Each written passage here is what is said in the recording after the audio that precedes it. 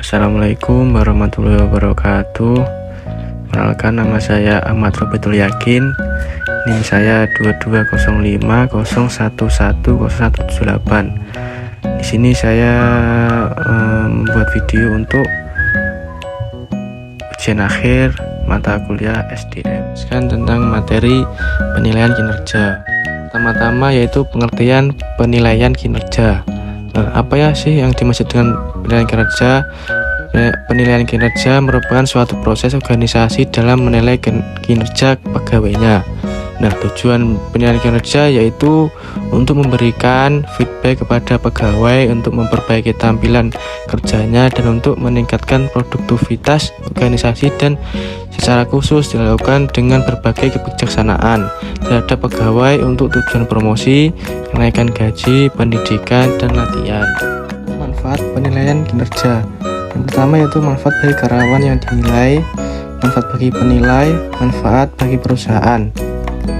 Nah, manfaat bagi karyawan yang dinilai yaitu meningkatkan motivasi, meningkatkan kepuasan hidup, adanya kejelasan standar hasil yang diterapkan mereka, umpan balik dari kinerja lalu yang kurang akurat dan konstruktif, dan terakhir yaitu pengetahuan tentang kekuatan dan kelemahan menjadi lebih besar. Nah, manfaat bagi penilai yaitu yang pertama, kesempatan untuk mengukur dan mengidentifikasikan kecenderungan kinerja karyawan untuk perbaikan manajemen selanjutnya. Yang kedua, pemahaman yang lebih baik terhadap karyawan tentang rasa takut, rasa grogi, harapan, dan aspirasi mereka. Yang terakhir, mempunyai kesempatan untuk menjelaskan pada karyawan apa yang sebenarnya diinginkan oleh perusahaan dari para karyawan, sehingga para karyawan dapat mengukur dirinya, menempatkan dirinya, dan berjaya sesuai dengan harapan dari manajer. Nah, manfaat bagi perusahaan yaitu yang pertama, perbaikan seluruh simpul unit-unit yang ada dalam perusahaan. Yang kedua, meningkatkan pandangan secara luas menyangkut tugas yang dilakukan oleh masing-masing karyawan. Yang ketiga, meningkatkan motivasi karyawan secara keseluruhan. Nah, yang terakhir, meningkatkan keharmonisan hubungan dalam pencapaian tujuan perusahaan. Nah, selanjutnya yaitu observasi dan tes kinerja. Nah, apa sih yang dimaksud dengan observasi dan tes kinerja?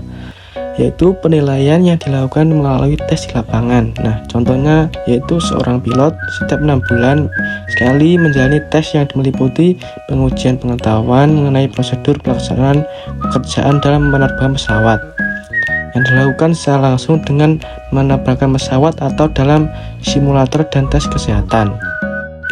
Next, yaitu pusat penilaian. Pusat penilaian adalah penilaian yang dilakukan melalui serangkaian teknik penilaian dan dilakukan oleh sejumlah penilai untuk mengetahui potensi seseorang atau karyawan dalam melakukan tanggung jawab yang lebih besar.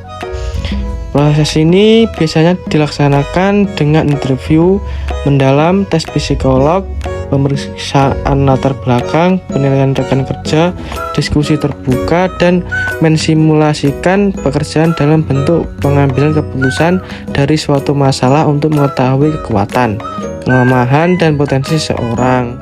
Selanjutnya yaitu penilaian secara psikologis. Nah, tadi kan tes psikolog itu masuk di pusat penilaian. Nah, sekarang pengertian dari penilaian secara psikologis. Nah, pengertiannya yaitu proses penilaian yang dilakukan oleh para ahli psikolog untuk mengetahui potensi seseorang yang berkaitan dengan pelaksanaan pekerjaan, seperti kemampuan intelektual dan motivasi. Nah, penilaian ini dilakukan melalui tes psikolog seperti tes kecerdasan emosional. Yang terakhir yaitu evaluasi penilaian.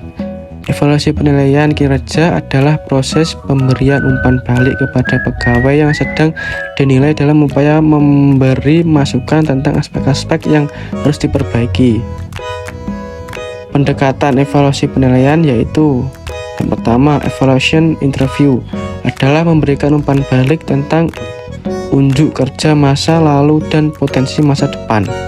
Yang kedua, tell and self approach menggambarkan keadaan untuk kerja pegawai dan meyakinkan pegawai untuk berperilaku lebih baik.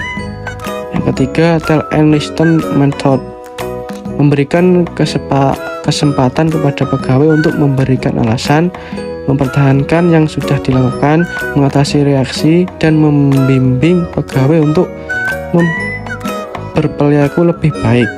Nah, yang terakhir yaitu problem solving approach, mengidentifikasi sebagai masalah yang dihadapi pegawai dalam pekerjaannya melalui pelatihan, coaching, dan counseling. Sekian, terima kasih. Apabila ada salah, mohon maaf. Kurang lebihnya mohon maaf.